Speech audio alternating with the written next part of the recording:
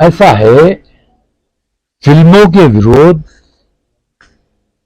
इसलिए होते हैं कि उन फिल्मों का प्रचार हो जाए, न्यूज चैनलों पर चल जाए, उनका प्रचार हो जाए।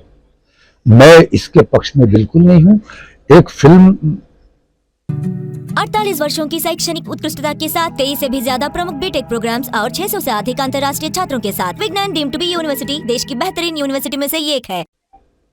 हमारे मिलने वाले थे, उन्होंने बनाई थी और उन्होंने हमसे ये कहा कि आप दरगाह के पास खड़े होकर आप अपने नाम से एक वीडियो जारी कर दीजिए और हमारी फिल्म की मुखालफत कर दीजिए और नजराना भी मिलेगा आपको। मैंने कहा भाई मैं न फिल्म देखता हूं, न मैं हिमायत करूंगा, न मुखालफत करूंगा।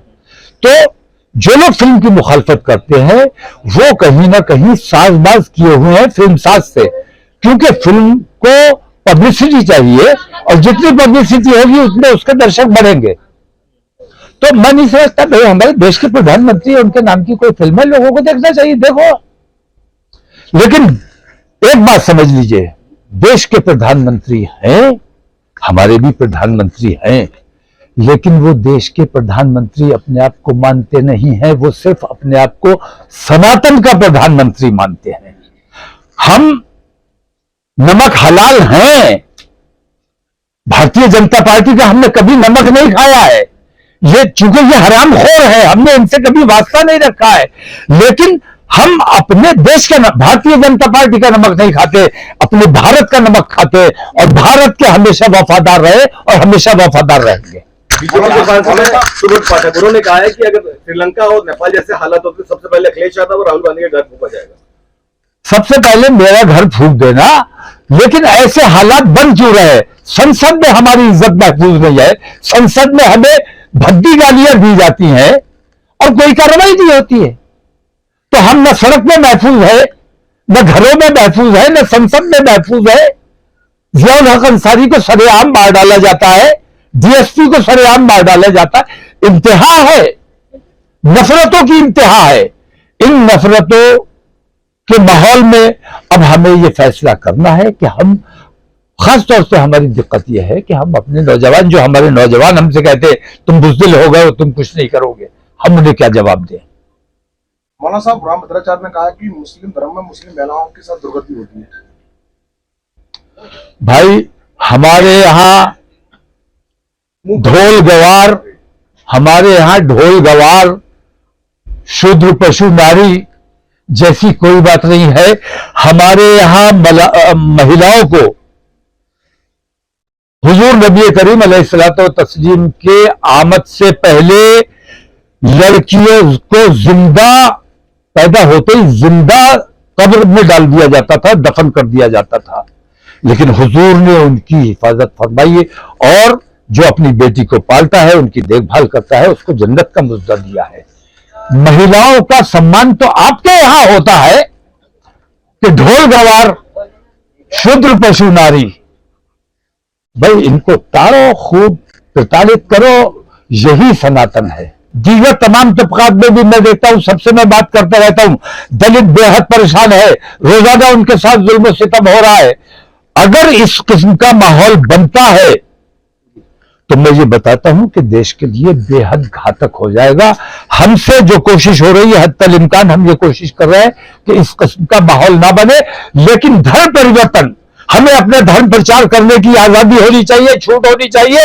और जो लोग धर्म परिवर्तन करा रहे हैं, जिस तरह मुसलमानों पर पाबंदी लगाई जाती है, मुकदमे किए जाते हैं, इस तरह उन पर मुकदमे अगर नहीं किए जाएंगे जो मुसलमानों की बहन बेटियों के साथ इस किस्म का काम करते हैं, तो हालात हमारे भी हाथ से जाने का अंदेशा है।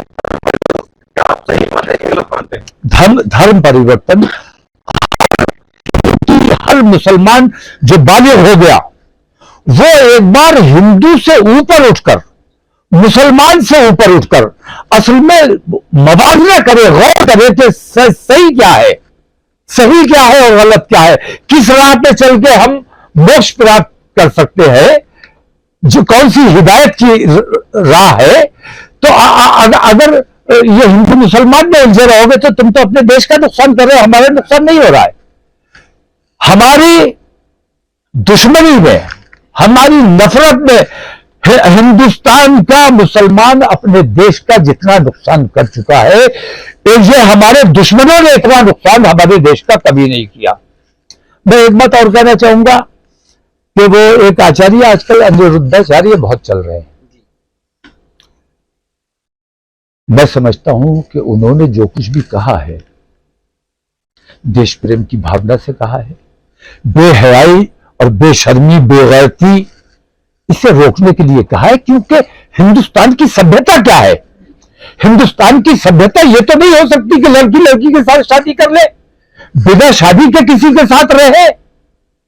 हिंदुस्तान के संस्कारों की हिफाजत करना आचार्यों की जिम्मेदारी है और उन पर छींटाकशी की जाती है, उनको ट्रोल किया जाता है। यह बहुत भयानक बात है।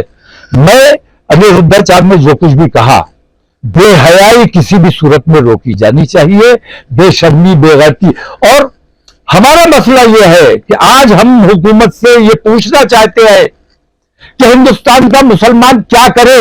इन तमाम तकलीफों के बावजूद आज तक हमने कुछ नहीं किया है। हमें भारतीय जनता पार्टी सता रही है, आरएसएस सता रही है, जुल्म कर रही है। हमें कांग्रेस से कोई उम्मीद नहीं है। वो जो भी हमारा इस्तेमाल करते हैं, ये गाली देकर हमारा इस्तेमाल करते हैं, वोट लेने का काम करते हैं। वो लोग हिमायत नहीं करते हैं, लेकिन मुसलमानों पर डिपेंड है। अगर हम नहीं है तो वो नहीं है। वो अब जब देख ही नहीं पा रहे हैं तो वो जो दिख रहा है उन्हें वो बोल रहे हैं, जो सपने में उन्हें आ रहा है वो बोल रहे हैं। मैं उन पर कुछ नहीं कहना चाहता। जो देखिए, ऐसा है, धार्मिक शख्सियत को इस किस्म की गुफ्तगू नहीं करनी चाहिए। कोशिश ये करनी चाहिए कि देश का माहौल अच्छा बना रहे, देश में अफरा तफरी ना हो। आई लव मोहम्मद पे भाई हिंदुस्तान का, दुनिया का मुसलमानों का बच्चा बच्चा रसूल आजम सल्लल्लाहु अलैहि वसल्लम से मोहब्बत करता है और जान देना पड़े तो देने को तैयार है, जान लेना पड़े तो लेने को तैयार। उस पर आप आई लव मोहम्मद कहने की बुनियाद पर अगर मुकदमा कर देते हो, इससे ज्यादा अन्याय क्या कर सकते हो? तो आज की तारीख में हुकूमत से हम नाउम्मीद है, तमाम सेकुलर पार्टियों से हम नाउम्मीद है, चुनाव आयोग से हम नाउम्मीद है। चुनाव आयोग सरकार के दबाव में जो एनआरसी सरकार नहीं कर सकी, ये बाईपास तरीके से एनआरसी लागू करने की कोशिश की जा रही है। चुनाव आयोग हमारा साथ नहीं दे रहा है, बेईमानी कर रहा है। जिला प्रशासन, शासन सब हमारे खिलाफ है। ऐसी सूरत में अगर मुसलमान नाउम्मीद होकर सड़कों पर आ गया तो उसकी जवाबदेही किसकी होगी? इसलिए मैं हुकूमत से मांग करता हूं कि इस तरफ खास तवज्जो देने की जरूरत है कि मुसलमानों को जो उनके हुकूक है, हमें कुछ नहीं चाहिए, हमें नौकरी तुमसे नहीं चाहिए, हम मजदूरी कर लेंगे, हमें कुछ तुमसे नहीं चाहिए, लेकिन अल्लाह के वास्ते हमें मुसलमानों की तरह आजादी से अपने मजहब पर अमल करने दो। और हमारे बुजुर्गों पर, कुरान पर, रसूल आजम पर किसी किस्म की टिप्पणी करोगे तो अब किसी भी कीमत पर बर्दाश्त नहीं किया जाएगा। इसके बाद अगर ऐसा कोई वाकया होता है तो इसकी जवाबदेही हमारी नहीं होगी, इसकी जवाबदेही उत्तर प्रदेश सरकार और हमारे राष्ट्रीय सरकार।